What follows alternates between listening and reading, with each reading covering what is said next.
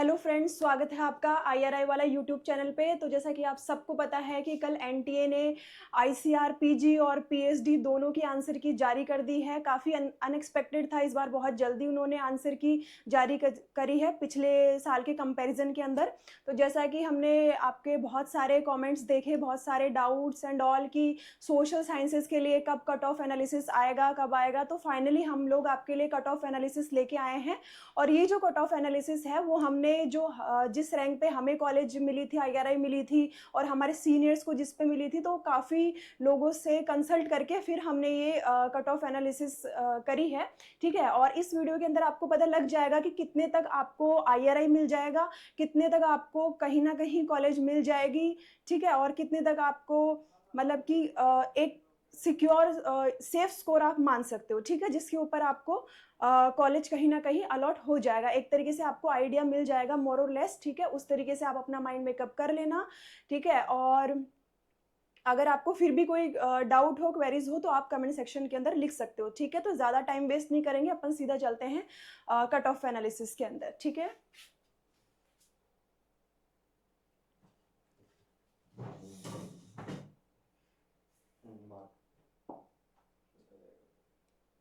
Okay. सो ये है, सबसे पहले अपन देखते हैं, ये जो है हाईएस्ट स्कोर है। ठीक है, highest score ma'am highest score कितना है? हाई स्कोर सर 2024 के अंदर जो फर्स्ट रैंक आई थी वो 337 पे आई थी। 337 पे हाईएस्ट स्कोर हाईएस्ट स्कोर था। फर्स्ट रैंक आई थी 2023 के अंदर 360 पे फर्स्ट रैंक आ गई थी। ठीक है, और उसके अलावा 22 और 21 के अंदर 54 एंड 45 354 एंड 345 पे फर्स्ट रैंक आई थी। ठीक है, ये तो है फर्स्ट रैंक का।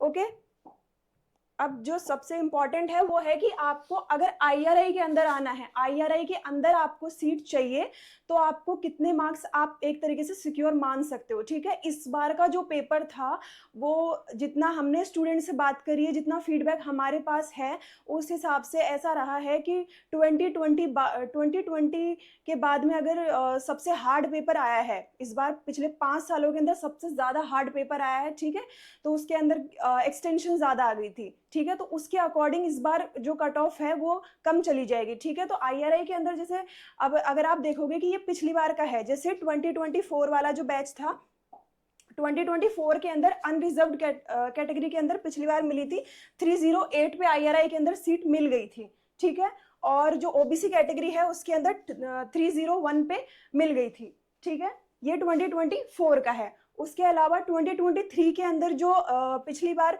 अनरिजर्व्ड में मिली थी, 2023 के अंदर अनरिजर्व्ड के अंदर वो 324 पे सीट मिल गई थी। ठीक है, और ओबीसी के अंदर 310 प्लस के ऊपर आपको सीट मिल गई थी। ये प्लस माइनस 5 और 10 आप इसको मान सकते हो। ठीक है, उसके अलावा 2022 के अंदर 320 और 310 के ऊपर सीट मिल गई थी। ठीक है, आईआरआई की बात है ये। ठीक है, और उसके बाद में 2021 के अंदर 315 और 300 प्लस के ऊपर आपको अनरिजर्व्ड और ओबीसी के अंदर सीट मिल गई थी। मतलब एक तरीके से आप देखोगे कि इस अब तक जो इसको आप एक बार ध्यान से देखोगे कि आईआरआई के अंदर आने के लिए कितने मार्क्स थे, ओबीसी और अनरिजर्व्ड के अंदर की एटलीस्ट 300 प्लस तो होने चाहिए। ठीक है, इससे आपको ये पता लग रहा है।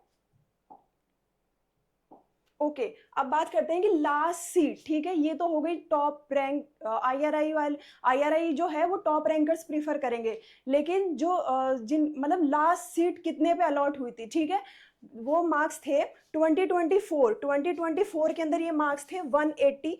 ठीक है, 180 प्लस माइनस 510 के ऊपर आपको कहीं ना कहीं सीट मिल गई थी। ठीक है, जो हमारा बैच था उसमें 180 प्लस पे कहीं ना कहीं सीट मिल गई थी ऑल ओवर इंडिया। ठीक है, और 2023 के अंदर कितने पे मिल गई थी, 190 प्लस के ऊपर मिल गई थी। ठीक है, और 2022 के अंदर कितने पे, 175 प्लस पे मिल गई थी।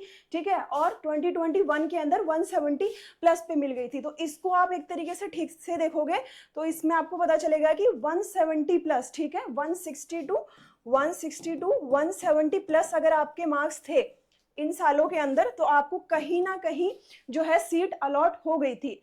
एक्सटेंशन प्लस इकोनॉमिक्स दोनों में मिला के है। ठीक है, ये पर्टिकुलर नहीं है, ये दोनों सब्जेक्ट का बता रहे हैं हम। ठीक है, कि कहीं या तो एक्सटेंशन में या इकोनॉमिक्स में कहीं ना कहीं सीट मिली थी। ठीक है,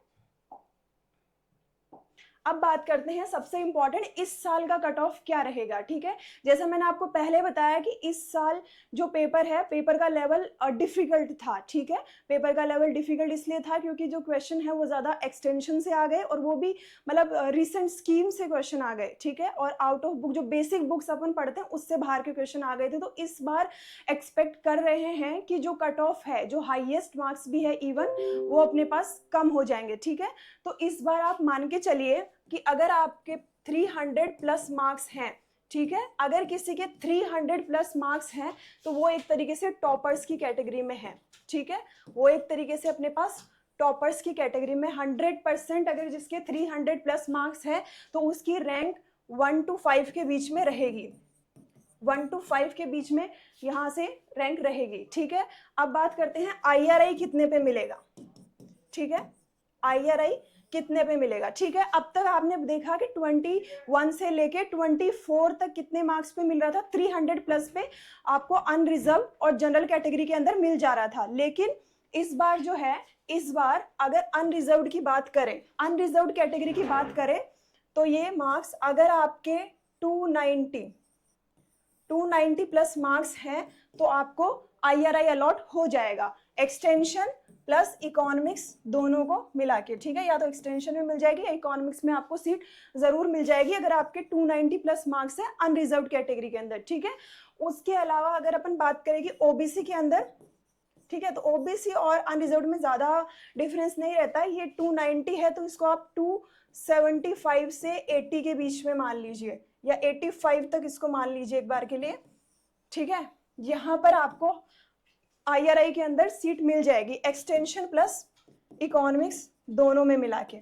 ठीक है, ये हो गया IRI का। ठीक है, 300 प्लस का इस बार टॉपर रहेगा। उसके बाद में IRI अनरिजर्व्ड में 290 प्लस पे आपको मिल जाएगी और OBC के अंदर 275 से लगा के 285 के अंदर आपको एक्सटेंशन या इकोनॉमिक्स में से कोई एक अलॉट हो जाएगा। ठीक है, उसके अलावा आपको लास्ट सीट जिसे अपन बोलते हैं कट ऑफ, कट ऑफ मतलब लास्ट सीट कितने तक मिल सकती है, लास्ट सीट कितने तक मिल सकती है। तो पिछले वाला जो ट्रेंड अपन ने देखा उसमें क्या था कि एटलीस्ट अगर आपके 170 प्लस मार्क्स हैं, 170 प्लस मार्क्स भी अगर आपके थे तो आपको सीट कहीं ना कहीं मिल जा रही थी। इस बार पेपर का लेवल डिफिकल्ट है तो इस बार अज्यूम कर रहे हैं कि इस बार अगर 150 to 155 के समथिंग आपके मार्क्स है तो आपको ऑल ओवर इंडिया कहीं ना कहीं एक्सटेंशन या इकोनॉमिक्स दोनों में से कोई सी भी एक अलॉट हो जाएगी। ठीक है, ये ऑल ओवर इंडिया की बात हम कर रहे हैं कि अगर आपके 150 to 155 प्लस माइनस 10 आप कर लो तो आपको कहीं ना कहीं सीट अलॉट हो जाएगी। तो अगर आपका कम स्कोर भी आ रहा है तो भी ज्यादा टेंशन लेने की जरूरत नहीं है क्योंकि पेपर का लेवल हार्ड था तो कट ऑफ मार्क्स जो है वो कम हो जाएंगे। ठीक है, उसके अलावा भी अगर आपकी कोई क्वेरी है तो आप हमें कमेंट सेक्शन में लिख सकते हो। और अगर आपको लगता है कि कोई ऐसा क्वेश्चन है जिसे चैलेंज किया जाना चाहिए, जिसका मतलब जो NTA ने आंसर की दी है उसमें आंसर सही नहीं है, तो आप हमें वो कमेंट सेक्शन में शेयर कर सकते हो। इसके अलावा आप हमारे व्हाट्सअप नंबर पे भी हमें शेयर कर सकते हो। ठीक है, और उसका अगर कोई रेफरेंस भी आपके पास है तो वो भी आप हमें शेयर कर सकते हो। और स्टूडेंट्स, अगर अगर आपके पास कोई भी क्यूरी, जैसे मैम ने बताया, जैसे कोई भी क्यूरीज अगर है तो आप लोग हमारा ये जो व्हाट्सएप ग्रुप है, व्हाट्सएप ग्रुप जरूर ज्वाइन करें। All India social science group जो हमारा है वो ज्वाइन करें ताकि आपको एक तो सारे के सारे जो चैलेंज, जो जेन्युइन सोर्सेज है, वो स्टैंडर्ड सोर्सेज आपको वो मिले, आपकी कोई भी क्यूरीज हो वो मिलेगी, और जो आपका एक्चुअल रैंक प्रेडिक्शन है उसमें भी आपकी काफ़ी हेल्प होगी। तो व्हाट्सएप ग्रुप ज्वाइन करना ना भूलें। और किसी को भी कोई भी सोशल साइंस रिलेटेड कोई भी क्यूरी हो तो फटाफट कमेंट सेक्शन में लिखें। और मैम ने जो रिसर्च की है, मैम रात भर से लगे हुए थे, हम मैम के साथ कम्युनिकेशन में थे कि मैम कब सोशल साइंस का फिर उस कमेंट में लोगों ने भर दिया था कि मैम सोशल साइंस का कब आएगा।